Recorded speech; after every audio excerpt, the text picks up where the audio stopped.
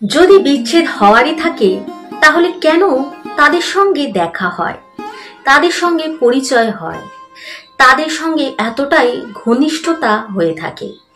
এমন প্রশ্ন কম বেশি কিছু কিছু মানুষের মনে আসে, কিন্তু তারা সকলের সামনে প্রকাশ নাও করতে পারে, কারণ কিছু কিছু কষ্ট হয় অত্যন্ত ব্যক্তিগত।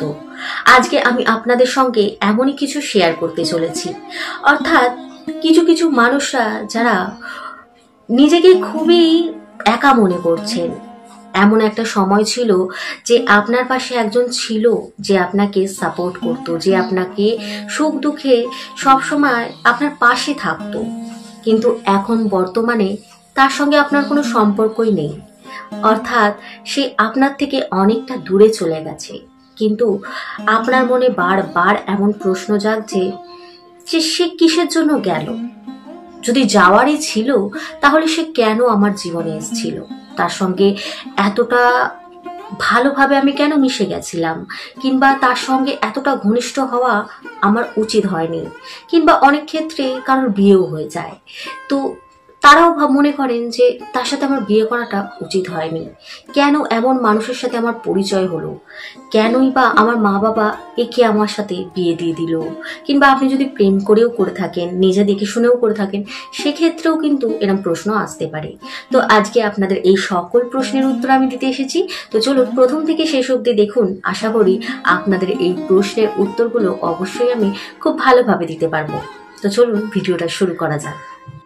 তো বন্ধুরা, এই প্রশ্নটা সবচেয়ে বেশি তাদের হয় যাদের জীবনে কোনো আপন মানুষ তাকে নানানভাবে কষ্ট দিয়ে চলে গেছে, এবং সে এই প্রশ্নটাই করে থাকে যে সে কেন আমার জীবনে এসেছিল? শুধু কি আমাকে কষ্ট দিতে? কষ্ট দেওয়ার জন্যই কি সে আমার জীবনে এসেছিল? তো না বন্ধুরা, আমরা সকলেই মনে করি যে এগুলো হয়তো তাদের দোষ, যারা কিনা আমাদের কষ্ট যন্ত্রণা দিয়েছে, আমাদের ফিলিংসগুলোর কোনো কদর করেনি, যারা আমাদেরকে ইউজ করে গেছে। আমরা তাদেরই শুধুমাত্র দোষারোপ করে থাকি যে তারাই আমাদের জীবনটাকে নষ্ট করে দিয়ে চলে গেছে, কিন্তু আসলে কি? আসলে তার বিপরীত। কারণ আমরা আমাদের জীবনে যা যা ভোগ করছি কিংবা করব, সেই সকল কিছু কিন্তু আমাদেরই কর্মফল। হ্যাঁ বন্ধুরা, আমরা মনে করি এই সকল কিছু তারা করছে, তারা আমাদের দুঃখ দিচ্ছে, কিন্তু কোনো না কোনো জন্মে আপনি, আমি, কিংবা যাদের জীবনে এমন কোনো সমস্যা, তারা কিন্তু সেই সকল মানুষকে ঠিক এই রকম ভাবেই কষ্টগুলো দিয়েছিল। আর আপনি, আমি এবং আমাদের মধ্যে যারা যারা এমন কিছু কষ্ট উপভোগ করছে, তারাও কিন্তু এই কষ্টগুলো বুঝতে পারছে যে তারা একদিন হলেও কাউকে না কাউকে এমন কষ্ট দিয়েছিল বলেই সেটি আমাদের কর্মফল হিসাবে আমাদের ভোগ করতে হচ্ছে। আমরা অনেক সময় দেখি যে আমরা সকলের সঙ্গে ভালো ব্যবহার করি, সকলকে মন দিয়ে ভালোবাসি, কিন্তু তার বিনিময়ে আমরা কেবল দুঃখটাই পেয়ে যাই। কেউ আমাদের বোঝে না, আমাদের কেউ সেই গুরুত্বটাই দেয় না যেটা আর 5টা মানুষকে দেওয়া হয়। প্রথম প্রথম সকলেই আমাদের গুরুত্ব দেয়, আমাদেরকে আসলে বোঝায় যে দেখো তোমাকে আমি গুরুত্ব দিচ্ছি, কিন্তু একটা সময় সেই গুরুত্ব কমে যায়, আমাদের ভালোবাসাও কমে যায়। হতে পারে কিছু মানুষ আপনার সুবিধা ভোগ করার জন্য হয়তো আপনার জীবনে এসেছে, কিন্তু সকলে তো আর সুবিধা ভোগ করার জন্য আসে না। কিছু মানুষ আসে আপনাকে সত্যিকারেরই ভালোবেসে, কিন্তু হঠাৎ করে তাদের মন ঘুরে যায়, তাদের থেকে আমরা কষ্ট আঘাত পেয়ে থাকি এবং তারা আমাদের থেকে অনেক দূরে চলে যায়। তাহলে এটা তো ঠিক হলো না। তারা যখন আমাদের সঙ্গে থাকবেই না, তবে কেন তারা আমাদের জীবনে এসেছিল? শুধু কি কষ্ট দিতে? না বন্ধুরা, সবার আগে আপনি এটা মনে করুন আপনি কিভাবে এই সমস্যাকে গুরুত্ব দিচ্ছেন। যেই মানুষগুলো আপনাকে আপনার ভালোবাসা, বিশ্বাস, ফিলিংসের গুরুত্ব না দিয়ে আপনাকে ছেড়ে চলে গেছে কিংবা আপনাকে ছাড়তে বাধ্য করেছে, সে আর যাই হোক একজন সঠিক মানুষ হতে পারে না। জীবন সঙ্গী বলুন কিংবা সন্তান হোক, বন্ধু হোক, মা বাবা হোক, যে পরিচয়েই আপনি কোনো ব্যক্তি অর্থাৎ আত্মার থেকে কোনো রকম কষ্ট পাবেন, মনে করবেন সেই কষ্ট একদিন হলেও আপনারই দেওয়া উপহার। আমরা খবরের কাগজ কিংবা কোনো সোশ্যাল মিডিয়া হোক কিংবা টিভিতে হোক সর্বদা নানান ধরনের খবর দেখে থাকি। একটা প্রেমিক প্রেমিকা নয়, স্বামী স্ত্রী নয়, কলিযুগে মা বাবারাও তাদের সন্তানকে ছেড়ে চলে যায়। নিজেদের ভোগ বিলাসিতার জন্য হতে পারে কিংবা কোনো রকম দুর্বল জায়গায় কোনো রকম ভাবে তারা হয়তো সেই যোগ্য নয় একটা সন্তানকে মানুষ করার মতো, সেই সন্তানকেও কিন্তু তারা ফেলে চলে যায় নিজেদের স্বার্থে। তাহলে একটা শিশু পর্যন্ত ছাড় পায় না একটা মা বাবার থেকে, এতটাই কঠোর তাদের হৃদয় হয়ে যায়। কিন্তু কেন হয়ে যায়? তাহলে ভাবুন তো, আশাটা করব আমরা কাদের থেকে? তো বন্ধুরা, এমন যদি আপনার সাথে ঘটে কিংবা আপনার আশেপাশে ঘটে যায়, তখন কিন্তু আপনি এই ধারণাটাই করবেন কিংবা আপনি তাকেও এটাই বোঝাবেন যে এই যে যা ঘটছে, যা ঘটেছে, সেটা কিন্তু তারই কৃতকর্মের ফল। কারণ এ জগতে এমন কোনো কিছুই নেই যা আমাদের কর্মের বাইরে, অর্থাৎ আমরা যে কর্ম করি সেটাই কিন্তু ফলরূপে একদিন হলেও আমরা পাই। সেটা এই জন্মের হতে পারে কিংবা তার আগের জন্মে, কিন্তু ফল আমরা পাবই। কর্ম কখনোই কারোর পিছু ছাড়ে না, কারণ ফল সে দেবেই। তো যদি এমন ঘটনা ঘটে থাকে, তখন আপনি মনে করবেন যে সেই মানুষটা কত ভালো, কিন্তু তবু হুট করে তার কি হলো? এই প্রকৃতি তার মধ্যে এমন কিছু চিন্তা ঢুকিয়ে দেবে, তখন তাকে এই জিনিসগুলো করতে বাধ্য করবে, যেটা আপনার ধরা ছোঁয়ার বাইরে। কারণ আমরা এই প্রকৃতির সঙ্গে জুড়ে রয়েছি। আমাদের শরীর একদিন হলেও মরে যাবে, সে মৃত্যুবরণ করবেই, কিন্তু আমাদের আত্মা সে তো জীবিত থাকবে, সে তো বারবার জন্ম নেবে। তাই সেই জন্মটা সে কেন নেয়? তার কর্মফল ভোগ করার জন্য। সুতরাং আমরা যতই ভালো মানুষ বেছে নিই আমাদের জীবন সঙ্গী হিসাবে, সন্তান হিসাবে কিংবা বন্ধু বান্ধব হিসাবে, কিন্তু এমন একটা সময় আসে সে খুব ভালো হওয়া সত্ত্বেও আমাদের আঘাত দিয়ে যায়। কারণ প্রকৃতি তার মধ্যে এমন কিছু পরিবর্তন করে দেয় যাতে করে তাদের চোখে আমরা বিষ হয়ে যাই। আমাদেরকে তাদের আর সহ্য হয় না, কারণ সেই প্রকৃতি আমাদেরকে শাস্তি দেবে বলেই। তাই যদি আমরা কারোর থেকে কোনো রকম কষ্ট পেয়ে থাকি, সেটা কিন্তু আমাদেরই কৃতকর্মের ফল। আমরা মনে করি আমরা সারাদিন যা করি, লুকিয়েও কোনো কাজ করি, সেটা কেউ দেখে না। হ্যাঁ, অনেকেই মনে করেন যে আমরা লুকিয়ে লুকিয়ে করছি, কেউ তো দেখতে পাচ্ছি না।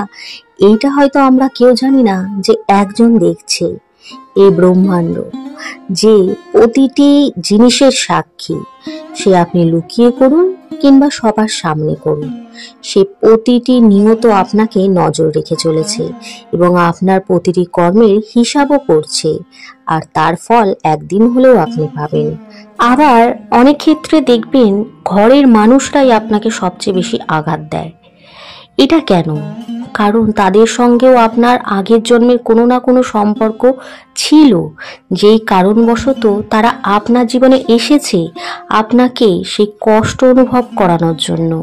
তাই প্রতিটা আমরা যে জন্ম নিচ্ছি, আমাদের যে পরিবার হচ্ছে, যারা সন্তান হচ্ছে, যারা বোন ভাই সব হচ্ছে, মা বাবা হচ্ছে, তারা কিন্তু কোনো না কোনো জন্মে আমাদের সঙ্গে যুক্ত ছিলেন এবং আমাদের কোনো না কোনো কর্মের সাক্ষী ছিলেন। আর তার ফলস্বরূপ তারা আমাদের জীবনে আবার এসেছে, নয়তো কোনো শিক্ষা দিতে, আর নয়তো আমাদের অনেক ভালোবাসা দিতে। অনেকের ক্ষেত্রে আবার দেখবেন তারা পরিবার থেকে কতই না ভালোবাসা পায়, মানুষের থেকে প্রতিটা মানুষ তাকে ভালোবাসে, এইটাও কিন্তু তার কর্মেরই ফল।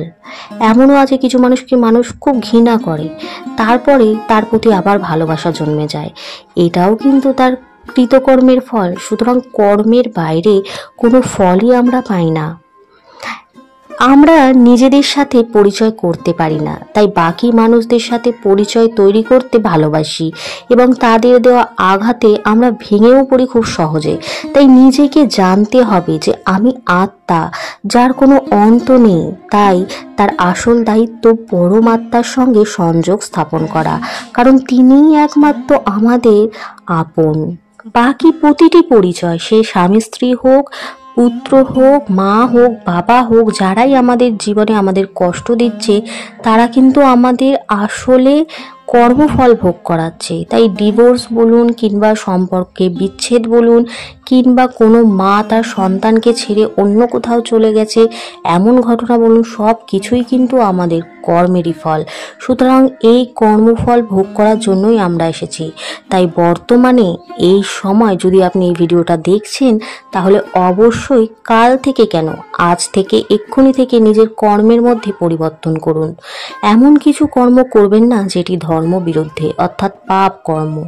সকলকে ভালো চোখে দেখুন, ভালো কথা বলুন, ভালো কথা শুনুন, তাহলেই কিন্তু আস্তে আস্তে আমাদের কর্ম শুধরে যাবে।